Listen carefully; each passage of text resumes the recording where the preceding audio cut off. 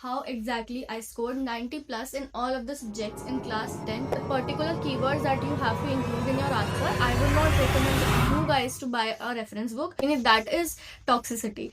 Hello everyone, this is Tapasya and welcome back to my YouTube channel. In this video, I'm going to be telling you how exactly I scored 90 plus in all of the subjects in class 10 board exams. I've divided this video into 3 segments: the reference book or study materials that I used, the teachers that I used to study from, and lastly the mistakes that I did and that you should avoid. So without wasting much more time, let's just get into the video. Let's talk about the reference book that I used for each and every subject. First of all, let's talk about the reference book that I used for maths. The truth is, I did not use any reference book. Now let me tell you what all I did. सबसे पहले of course NCERT must है. NCERT के examples are more important than its exercise. तो example exercise at least 2 times तो NCERT होनी चाहिए. उसके बाद exemplar. अब exemplar मैंने पूरी complete नहीं करी थी. I only did the chapters जो मेरे को ज़्यादा important लग रहे थे, जैसे ट्रिग्नोमेट्री हो गया, ट्रायंगल, सर्कल्स, ये जो चैप्टर्स थे ये मैंने एग्जाम्पलर से करे थे. उसके बाद everything that I did was just random sample papers, question papers जो PYQs हैं, previous year के question papers हैं, sample papers हैं, all of that I did. मेरी मैथ्स और साइंस की ट्यूशन थी, तो जो वहाँ से क्वेश्चंस मिलते थे, टेस्ट वगैरह होते थे, रिविजन क्वेश्चंस होते थे, एक्स्ट्रा क्वेश्चंस होते थे, all of that I did. Well, इन सब के अलावा जो YouTube टीचर्स हैं जो वो क्वेश्चंस देते हैं या मैराथन्स वगैरह करवाते हैं, वो I have done. Then we have Hindi. अब हिंदी के लिए I did not use any kind of extra material. I just had one strategy. मैं पहले चैप्टर पढ़ती थी एनसीईआरटी से and then I use to write all the difficult words on a page and फिर मैं अपनी मम्मी को बोलती थी कि इनकी डिक्टेशन ले लो. और जो नोटबुक में स्कूल में क्वेश्चन आंसर्स होते हैं, I use to do that only. But of course sample papers वगैरह तो मैंने हिंदी के लिए भी करे थे, वो भी मैंने प्री बोर्ड्स के भी बाद, लाइक बोर्ड्स का जो टाइम पीरियड था उस टाइम पे करे थे. Then for English again I did not do a lot of extra work. मतलब कोई रेफरेंस बुक मैंने खरीदी किसी भी सब्जेक्ट के लिए नहीं थी. एक्स्ट्रा मटेरियल जो भी मिलता था मेरे को ऑनलाइन, मैं उसी से करा करती थी. इसके लिए again sample papers, PYQs I have done. And there was this one wonderful PDF that was officially given by CBSE जो मैं स्पेशली वो करी थी, और मेरे प्री बोर्ड्स में वो सेम RTCs आती थी, तो I used to be like very grateful for that PDF. Now for science, maths के एनसीईआरटी जितनी ज्यादा इंपॉर्टेंट है, साइंस की उससे भी ज्यादा इंपॉर्टेंट है. आप कितने भी हायर लेवल के क्वेश्चंस कर लोगे, अगर वो एनसीईआरटी में नहीं गिवन है तो वो वैलिड ही नहीं है, या फिर हर चीज एनसीईआरटी में कहीं ना कहीं छुपके छुपके गिवन होती है.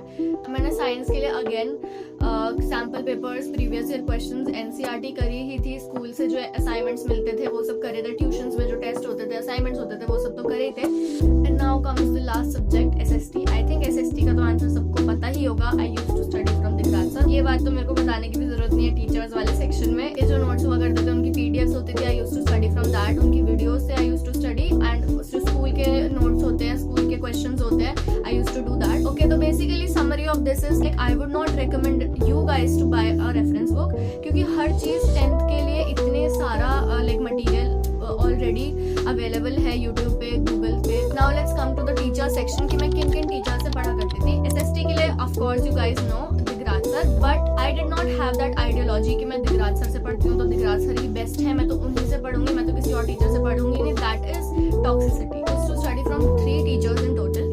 First Digraj sir, then Reema ma'am from science and fun, and the third Shubham Pathak ma'am. Now if we talk about English, again English के लिए I just had one teacher on YouTube and that was Deepika ma'am from again Science and Fun. For Hindi, Magnet Brains of course, तो उन्होंने YouTube channel अपना change कर लिया है. I don't exactly remember the name, कुछ अध्यापक करके था, but yes, उन्होंने चैनल चेंज कर. You know which teacher I'm talking about, right? तो हिंदी में तो वही हमारी OG टीचर है, उनसे मैं पढ़ती थी. Oh yes, and I forgot to mention English मैंने Kriti Sharma ma'am from creative learning, उनसे भी पढ़ी है. हिंदी और इंग्लिश दोनों ही पढ़े हैं. ग्रामर मेजरली मैंने पढ़ी है दोनों. And I remember English and Hindi grammar के लिए बीच में शुभम पाठक मैम ने भी कुछ लाइव्स लिए थे, तो आई ऑल्सो अटेंडेड दोस.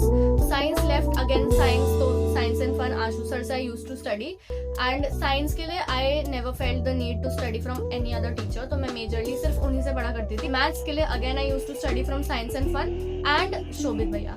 तो साइंस एंड फन में उशांक सर मैथ्स पढ़ाते थे, तो उनसे मैं मेजरली पढ़ा करती थी. बट जब बोर्ड एग्जाम्स थे, तो जब छुट्टियां थी बोर्ड एग्जाम्स के बीच में, मैथ्स के लिए 11 और 13 डेज थे, तो उसमें एक सीरीज स्टार्ट करी थी शोभित भैया ने, तो वो I used to do. And then Hrithik sir of course, उनके भी मैंने क्वेश्चन सॉल्व करे हैं, जो वो डेली के क्वेश्चन दिया करते थे. Now Now that all of the teachers are done, let me tell you the mistake that I think I made and that you should avoid. But अभी मेरे को जो याद आ रही है, just let me tell you. English को हल्के में लेना. Do not take English lightly. Do not be cool and say अरे English कौन ही पढ़ता है, because last में regret होता है. Majorly English में writing में you have to focus, क्योंकि literature portion है. Grammar को छोड़ के, grammar में भी of course grammar में ही grammar use हो रही है, but grammar में इतनी ज़्यादा grammar use नहीं होती है जितनी literature, unseen passage और letter writing, analytical paragraph में होती है. मैथ्स को रोज प्रैक्टिस करना है, लेकिन मैथ्स के चक्कर में दूसरे सब्जेक्ट्स नहीं भूलने हैं, because that is one thing that I did. मेरे को एसएसटी बिल्कुल पसंद नहीं थी. मेरे उसमें मार्क्स भी बहुत ही मुश्किल से आते थे, क्योंकि मेरे को ऐसा लगता था भाई क्या ही सब्जेक्ट है, रटनी है इसमें तो बिल्कुल चीज़ें. और I used to literally just like ऐसे में अपने नोटबुक लेके घर में इधर उधर घूमती रहती थी, आंसर रटती रहती थी. बिल्कुल उस टाइम पे बिल्कुल भी मेरे से चीज़ें रटी नहीं जाती थी. तो 10th में I finally came to a realisation कि मेरे को आंसर्स रटने की जरूरत नहीं है एसएसटी में. I can just understand them. English अच्छी है, अगर आपकी सेंटेंस फॉर्मेशन अच्छा है, ग्रामर अच्छा है, तो आप बस एसएसटी के आंसर्स को समझ सकते हो, कंसेप्ट्स को समझ सकते हो और आप आंसर खुद से फ्रेम कर सकते हो. एसएसटी के आंसर्स में there are just some keywords, the particular keywords that you have to include in your answer. उसके अलावा sentence formation you can do on your own. कई बार ऐसा होता है कि हम अभी तो रट लेते हैं और 2-3 दिन बाद एग्जाम है तब तक हम भूल जाते हैं, या फिर उस टाइम पे एक पॉइंट याद आ रहा है, एक पॉइंट आ ही नहीं रहा है. That is the problem that happens जब आप मेमोराइज करते हो, जब आप समझते नहीं हो अपने answer. So that was it for today's video. I hope you guys found this helpful. I hope you guys enjoyed. If you have any queries, please do let me know in the comment section. And please like the video, subscribe my channel, and I'll see you in the next video. Bye.